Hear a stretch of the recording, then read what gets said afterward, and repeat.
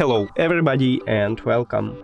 In this video I will show you how to install application for your headphones REDMI Buds 4 Pro with using your Android device.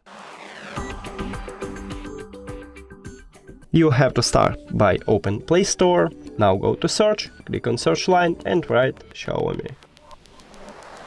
Now search. Scroll down. You should install this application. Now open it, read, agree, select your region and then click next. Skip. Hello. And we did it! Thank you for watching this video. If you found it helpful, please consider subscribing to the channel and leave the like on the video. It's really important to us. See you later!